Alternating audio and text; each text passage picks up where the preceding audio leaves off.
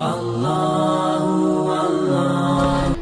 چونکہ قرآن کے دشمن ہے، بدنیتی کی وجہ سے نہیں، پوری نیک نیتی کے ساتھ میں کہتا ہوں اس امت میں جس نے بھی اس امت کا جنازہ نکالا پوری نیک نیتی کے ساتھ نکالا ہے، کوئی دو نمبری نہیں تھی ان کے اندر، پوری نیک نیتی کے ساتھ. چونکہ شیطان جب ان کے برے اعمال ان کی نظروں میں سنوار دیتا ہے تو نیک نیتی سے وہ کام کر رہے ہوتے ہیں نا.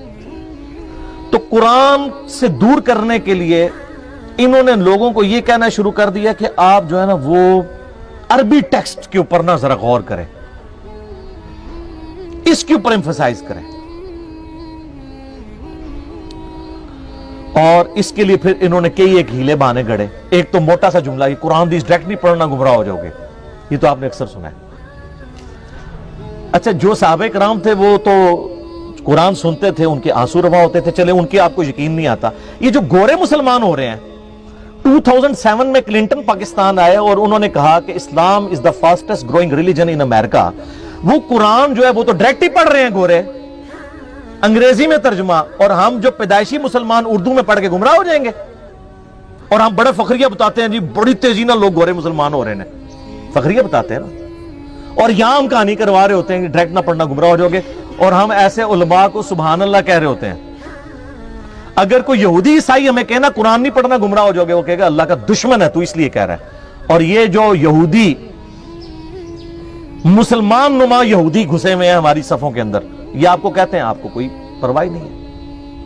قرآن تو بار بار کہہ رہا ہے ہدی للناس، سورۃ البقرہ میں ہے ہدی للناس وبینات من الہدی والفرقان. یہ پوری انسانیت کے لیے ہدایت ہے، اور اس میں ہدایت کے روشن دلائل ہیں، اور یہ حق اور باطل میں تمیز کرنے والی کتاب ہے. لیکن نہیں، سورۃ القمر میں 4 دفعہ آیا وَلَقَدْ يَسَّرْنَا الْقُرْآنَ لِلذِّكْرِ فَهَلْ مِن مُدَّكِرٍ. قرآن نصیحت کے لیے ہم نے آسان کر دیا ہے کوئی نصیحت حاصل کرنے والا؟ نصیحت کے لیے. باقی اس کے سائنٹیفک فیکٹس پہ جائیں تو سر مولویوں تو سائنس آمدی بھی نہیں، سائنس دے سپیلنگ بھی نہیں آمدے. قرآن کا مقصد بھی نصیحت ہے، باقی تو آپ کا انٹرسٹ ہے جتنا مرضی. نصیحت کے لیے آسان ہے. لیکن وہ فضائل اعمال میں لکھا ہوا سر کہ جی قرآن کی تفسیر کے لیے 15 علوم چاہیے. یہ آپ کو دور کر رہے ہیں قرآن سے غیر محسوس طریقے. اور انہوں نے کہا کہ جی 14 کے تو نام گنوائے، انہوں نے کہا 14 تو آپ حاصل کر لیں گے، 15واں جو ہے وحبی ہے. وحبی کہتے ہیں جو گاڈ گفٹڈ ہو، وہ خاص لوگوں کو ہی ملتا ہے. تاکہ آپ 14 حاصل بھی کریں، کہیں گے 15واں دے کوئی نہیں نا، وہ تو وحبی ہے. وحبی نہیں وحبی. کتنی دشمنی اس پہ تر رہا یہ کہ پھر باقاعدہ ایک خواب لکھا کہ امام احمد، یہ فضائل اعمال میں سر لکھا ہوا ہے کہ امام احمد بن حنبل رحمۃ اللہ علیہ نے خواب میں اللہ کی زیارت کی. جھوٹ. بازید بستامی کے بارے میں کشف المحجوب میں لکھا ہے کہ انہوں نے اللہ کی زیارت کی ڈائریکٹ. اور تذکرۃ الاولیاء میں لکھا ہے معراج کی رات انہوں نے بھی معراج کی اور اللہ کو ڈائریکٹ دیکھا. ادھر تھوڑی شرم آئی، انہوں نے ایک سٹیپ نیچے لے آئے، خواب میں دیکھا. سر یہ خواب والا پیکج موسیٰ علیہ السلام کو آفر کیوں نہیں ہوا تھا؟ سورۃ الاعراف کی آیت نمبر 143 ہے. حضرت موسیٰ علیہ السلام اللہ کے لاڈلے ترین 5 پیغمبروں میں سے ہیں، اولو العزم پیغمبروں میں سے ایک.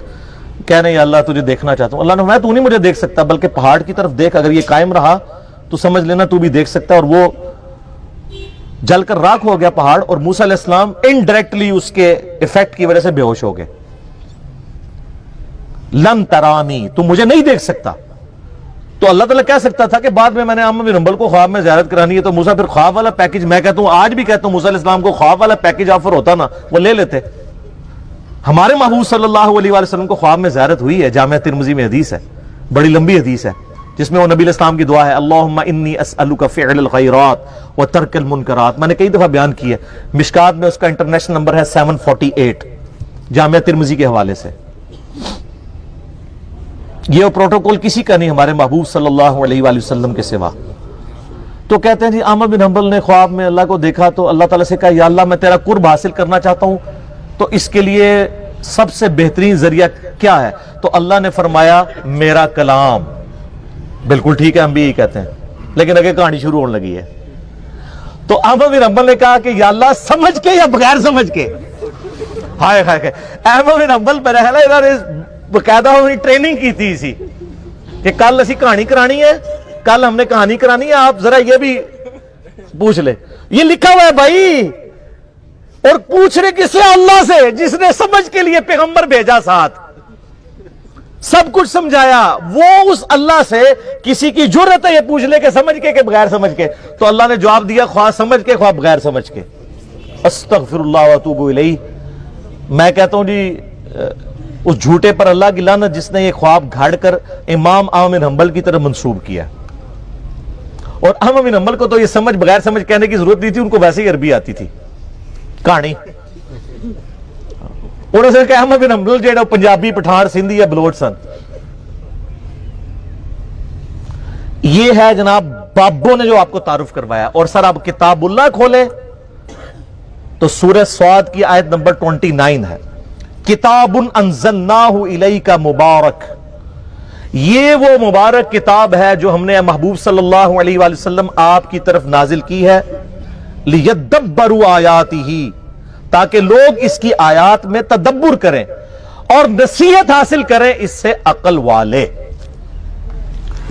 اچھا یہ آپ بتائیں گے نا لوگوں کو تو یہ اگلی کہانی کریں گے. دیکھیں اس میں لکھا ہے عقل والے نصیحت حاصل کریں, تو ہر کوئی تو عقل والا نہیں ہے. اچھا جی تو تسی روٹی جڑی ناکرا کھاندے ہو, عقل تو ہر بندے کو ہے میرے بھائی.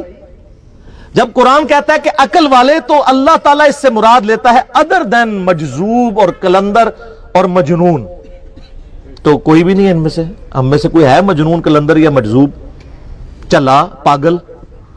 وہ صحیح بخاری میں تعلیقاً روایت ہے, مولا علی کے قول ہے, امام بخاری چیپٹر کی ہیڈنگ میں لے کے ہیں. اور سنن ابن ماجہ میں مولا علی علیہ السلام نے نبی علیہ السلام سے یہ روایت کی ہے کہ 3 قسم کے لوگ ہیں جن سے اللہ نے شریعت کا قلم اٹھا لیا ہے, سویا ہوا شخص, اور نابالغ, اور تیسرا جو شخص پاگل ہے, جس کو آپ مجذوب کہہ لیں, مجنون کہہ لیں, کلندر کہہ لیں. اس کو عقل نہیں ہے, اس کی پوچھ نہیں ہے. باقی تو ہر بندہ عقل والا ہے. تو عقل والے سے مراد ہر وہ انسان جس کی عقل سلامت ہے, وہ پاگل نہیں ہوا. اور جو اپنی عقل کے ہوتے ہوئے اپنی عقل کو استعمال نہ کرے تو اس کو اللہ تعالیٰ نے قرآن میں کہا ہے یہ جانور سے بھی بدتر ہے. جی سورۃ الاعراف آیت نمبر 179, وَلَقَدْ ذَرَأْنَا لِجَهَنَّمَ كَثِيرًا مِّنَ الْجِنِّ وَالْإِنسِ. ہم نے جنوں اور انسانوں کی اکثریت پیدا ہی اس لیے کی ہے کہ الٹیمیٹلی انہوں نے دوزخ میں ہی جانا ہے. وَلِعَاذُ بِاللَّهِ تَعَالَى. اللہم اجرنا من النار, اللہم اجرنا من النار, اللہم اجرنا من النار, آمین. پھر اللہ تعالیٰ ساتھ ہی فرماتا ہے ہم نے انہیں عقل دی تھی یہ سوچتے نہیں, ان کو کان دیے تھے یہ سنتے نہیں, ان کو آنکھیں دی تھی یہ دیکھتے نہیں. عبرت والا دیکھنا. اولئک کالانعام بل ہم اضل. یہ جانوروں کی مانند ہیں بلکہ ان سے بھی گئے گزرے ہیں جو اپنی عقل کو, کانوں اور آنکھوں کو استعمال کر کے حق بات تک پہنچنے کی کوشش نہیں کرتے. تو قرآن تو اس لیے نازل ہوا تھا, سمجھ کے پڑھو یا بغیر سمجھ کے, کڈی وڈی کہانی کرائی ہے. اور یہ فضائل اعمال شریف میں لکھی ہوئی ہے. چلو, اور وہ کوئی عام آدمی نہیں, باہر لکھا ہوا ہے شیخ المحدثین, استاذ العلماء, اور یہی تعلیمات ہیں جو صوفیاء نے شروع سے دی ہیں.